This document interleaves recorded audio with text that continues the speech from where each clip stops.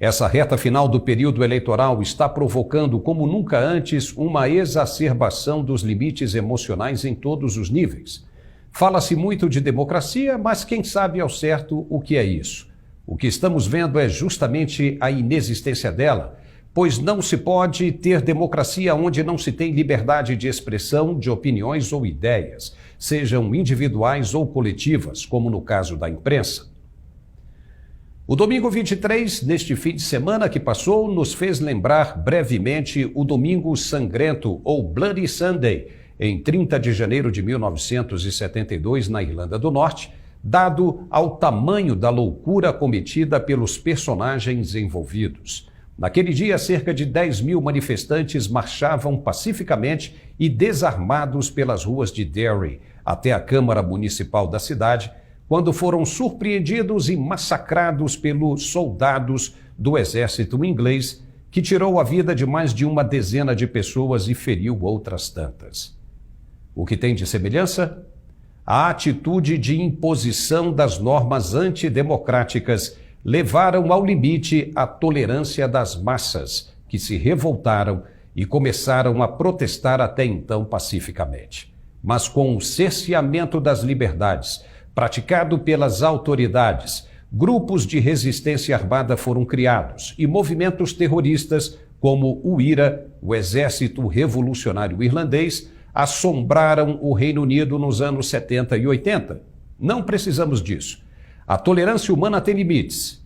O que vimos na ação de resistência do ex-deputado Roberto Jefferson no fim de semana foi um indicativo perigoso para onde estamos caminhando, com a pressão crescendo sobre o cidadão e o medo da incerteza de um futuro que tende a ser tenebroso, de fome e escuridão, como nos países vizinhos. Vai muito mais além de um desrespeito às normas e a profissionais que estavam apenas cumprindo ordens sem ter necessariamente que concordar com elas. A indignação do ex-deputado se reflete nos sentimentos da maioria dos brasileiros que se veem inseguros a cada dia com as ações tempestuosas impostas pelo Poder Judiciário. Vale dizer que o sentimento de revolta se originou no voto da ministra Carmen Lúcia, que escancaradamente desrespeitou a Constituição, dizendo com outras palavras que até o final do mês de outubro ela pode ser rasgada, ignorada, sem problema algum, por ser este um caso específico. Mas, no entendimento de muitos, como fica se na semana que vem a ministra entender outro caso como específico? E ainda, se ela determinar que um caso específico deve durar mais de um ano? Pois, diante do absurdo, o ex-deputado explodiu em críticas exageradas. Mas, para as palavras dele, de tamanha ofensa, existem leis específicas tratando do assunto, sem comprometer a privação da liberdade. Não há nada que confirme isso na Constituição. O ministro Alexandre de Moraes ainda divulgou uma nota de repúdio um dia antes, emitindo sua opinião pessoal sobre a questão da ofensa da ministra. E no dia seguinte, mandou a Polícia Federal prender o réu. Ou seja, emitiu uma opinião dentro de um processo que ele mesmo julgou e condenou mais uma vez, sem que houvesse a menor participação do Ministério Público. Isso acontecia na época da Inquisição. Joana d'Arc, por exemplo, foi presa, julgada e condenada à morte na fogueira por um tribunal absolutista. Está tudo errado. Roberto Jefferson perdeu a cabeça e extrapolou diante da pressão que sofreu por cometer um crime de opinião. Primeiro entendeu que se a ministra, que deveria guardar a Constituição, pôde transgredir as leis da Carta Magna sem ser punida, ele também poderia fazer o mesmo. E segundo, que respondeu com violência à visita dos policiais federais. Tolice! Não se corrige um erro com o outro. Perde-se a razão aquele que opta pelo extremismo ou o uso da força bruta. Roberto Jefferson foi acuado e respondeu irracionalmente como um animal que se sente ameaçado. Mas como enxergar nas entrelinhas os motivos que o levaram a uma atitude tão destemperada? A resposta está nas ações de um judiciário que, por motivo abertamente desconhecido, aparece de forma incomum onde deveria estar no anonimato. Com argumentos de defesa da democracia, atropela direitos, transgride limites e causa desconforto entre as instituições federais. E qual a razão para isso tudo? Ninguém sabe ao certo.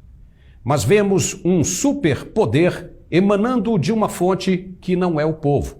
Um poder agressivo que cala as vozes e ataca a Constituição que deveria proteger. Como disse, essa sequência de intempéries tem levado à exacerbação dos limites emocionais. O brasileiro se revolta ao ver tantas injustiças e ameaças contra o seu livre Estado de Direito. Bob Jefferson, como gosta de ser chamado, teve um dia de fúria. Mas é bom chamar a atenção para outros Robertos, que poderão também não aguentar e explodir ao serem acuados pela ousadia sistêmica de nosso judiciário. Outro equívoco é tentar tirar proveito da situação e associar o ocorrido ao atual presidente da República. Veja o que foi dito pelo candidato de esquerda. A gente nunca viu uma aberração dessa, uma ofensa dessa, uma cretinice dessa, que esse cidadão, que é o meu adversário, estabeleceu no país. Ou seja, ele conseguiu criar nesse país uma parcela da sociedade brasileira raivosa, com ódio, mentirosa e que espalha fake news o dia inteiro sem se importar se o filho dele está ouvindo a mentira ou não. Opa! E nesse caso, o TSE não vai agir, impedindo que o atual presidente seja difamado e atribuído a ele um crime que não cometeu? Não é o presidente quem incentiva a violência. Eles têm que saber que a morte de um combatente não para a revolução. Eles têm que saber. Eles têm que saber que nós vamos fazer definitivamente uma regulação dos meios de comunicação para que o povo não seja vítima das mentiras todo santo dia.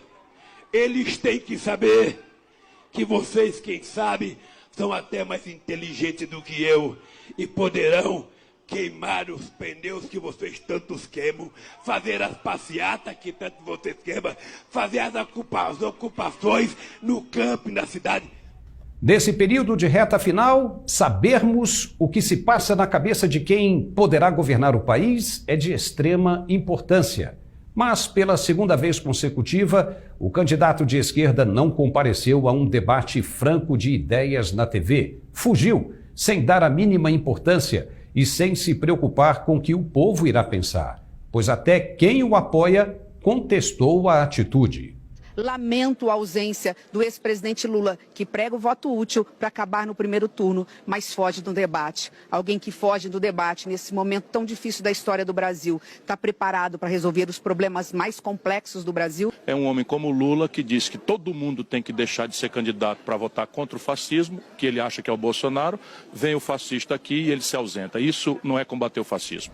Na noite desta segunda-feira, o candidato de esquerda era esperado em um evento de defesa da democracia em São Paulo. Defesa da democracia? Isso é muito bom, mas estamos meio confusos. Não é ele, o candidato de esquerda, quem diz ser contra qualquer tipo de ditadura ou repressão militar? Mas como assim? Se ele apoia o regime de repressão em Cuba e a ditadura militar da Venezuela e Nicarágua? Como ele pode apoiar esses governos ditatoriais, inclusive mandando dinheiro para lá, e falar de defesa da democracia no Brasil? Sinceramente, eu estou muito confuso. O brasileiro não quer desordem e deseja apenas que tudo volte à normalidade de tempos pacíficos. Mas é bom ficar atento, porque as ações de excesso podem resultar em descontrole social e levar a uma situação de desordem como em tantos outros países da América Latina, controlados pelos partidos de esquerda. Tudo vai depender do resultado das urnas no domingo. Muito obrigado e até a próxima. Quai, seu app de vídeos curtos.